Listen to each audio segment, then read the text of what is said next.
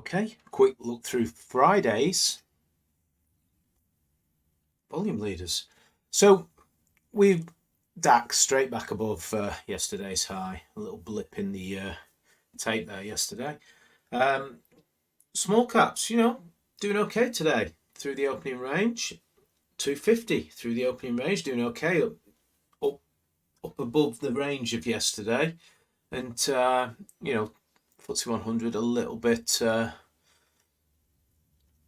behind today, but it's good action.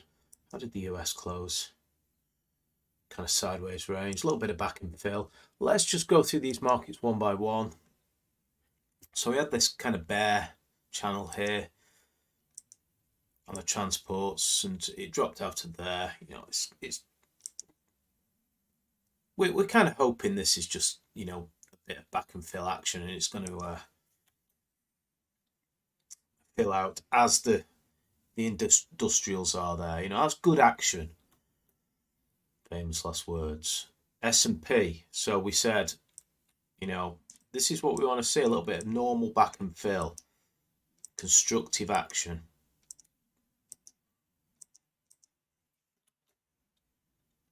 Nasdaq. Clearly the most bullish market at the moment, and it's in this big up channel. It's actually rising over the last on the 200-day now as well. So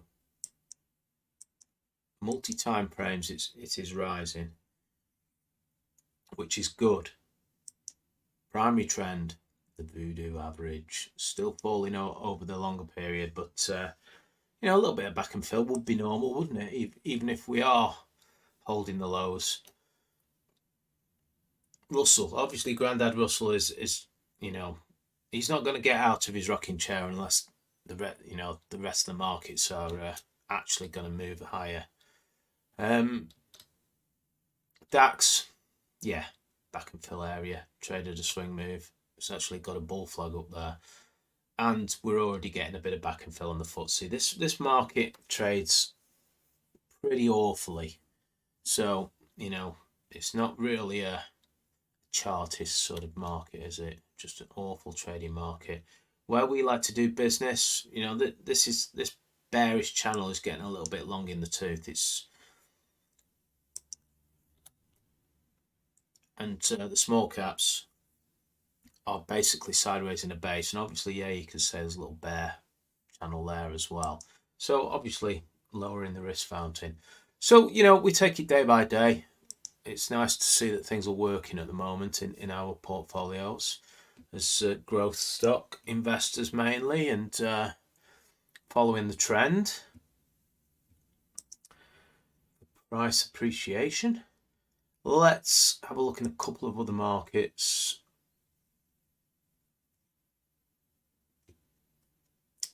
So I've got delayed feed now on one of these. They've flipped them, done a bit of a switcheroo on me. Oil's kind of building a bear flag at the moment, little bear flag there on the lows. Good to get it lower. Let's go and have a look at the dollar actually. These things, everyone gets a boost when the oil price is lower. Dollar just looks as though it's in a bit of a bear flag there, doesn't it? So a bit of bear channel. We'll see. It's on the lows, isn't it? Last visit to mean trend was a good area for it to fade from, and Bitcoin's just channeling a bit, and we've got TLT in a flag sideways. So good to see the relentless trend on some of these markets to sort of run out of steam, and they're building bases. Let's just move straight into today's volume leaders and just see what's in there. I'll buzz through these pretty fast because it's a Friday. It's usually a little bit of a slow day on a Friday. Huge amount of work being done in my website in the members area, migrating some of the public tutorials into, rather than having them doubled up here, there and everywhere, migrating them into the right areas. So there's, I'll just drag that over and just do a little every day this is changing. I'm upgrading. So in the members there, we've got the radar update page. Obviously, I dropped some new videos there. Members briefing with all sort of links in there to give you a helping hand when you first arrive. Base trading overview, which is basically all the sort of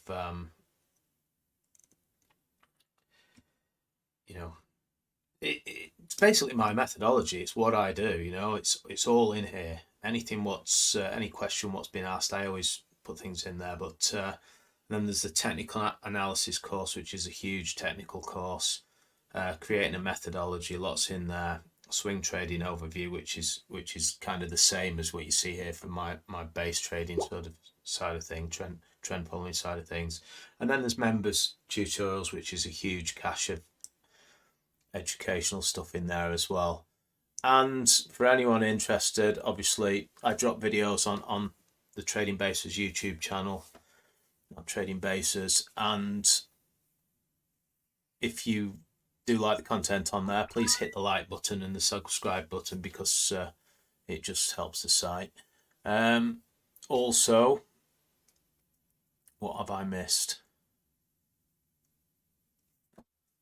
Obviously you'll be viewing this video from there, but yeah, every evening I do an hour's live screening, or as close to, sometimes more, but try and keep them quite orderly so people can buzz through them really fast. And basically I do an update in the day sometimes as well when the market's a little bit more interesting. So that's what I'm going to do now. It is 12 o'clock. We should have traded 47% to be on average volume. I'm just going to have a look through every stock what's got volume today. I will do it in order of sector rather than in order of volume. So let's just buzz through these.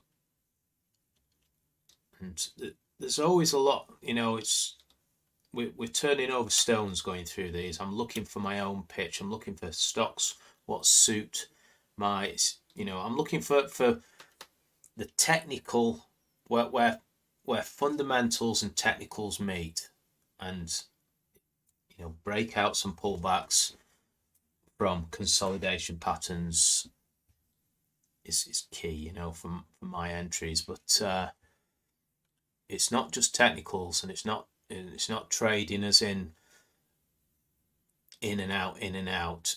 I buy a position, I hold for the trend. It suits people who work in the day. They have a day job because it's low maintenance, and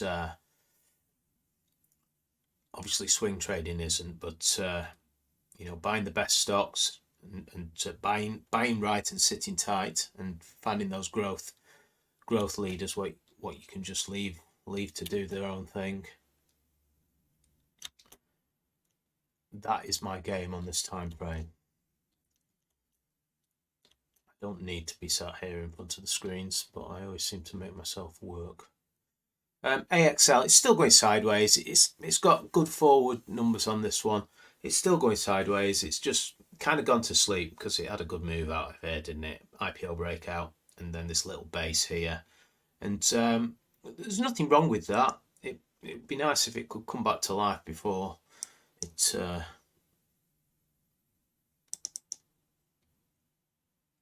just come back to life, get out of this range and start moving again for anyone who's in it. But I don't see anything wrong.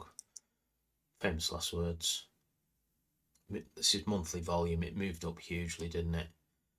On monthly volume, and it's one of those things, when you see a 200% move like that. There was a base here, not very coiled though. No squeeze is what I call it, but it's certainly structurally it's fantastic. It's fine, isn't it? It's just orderly. It's just a little bit ragged, isn't it, the price action now, because it's just kind of consolidating that prior move. At W7L, obviously I've stated I've got a position in this one here. And, I'm just going to say anywhere in the right-hand side. Want it to hold sort of 180 area, really. And, yeah, happy days. If it can just consolidate again. This is what they do. They have a move, they consolidate, they have another move. But you never know how, what the move's going to be. You just don't. You just, as a trend follower, I just trail my sort of risk management price, my trailing stop behind me, and eventually it will. I build a position and then I start locking in gains on that trailing stop. Moonpig. So this one, a little tick up in the numbers on this one now. After a tick down on the last full year. I don't know about the quarter on quarter though. No, they're still negative. But yeah, early days. If this is going up, it is early days, and it's a very risky area to get involved. But I'd say needs more work on that one.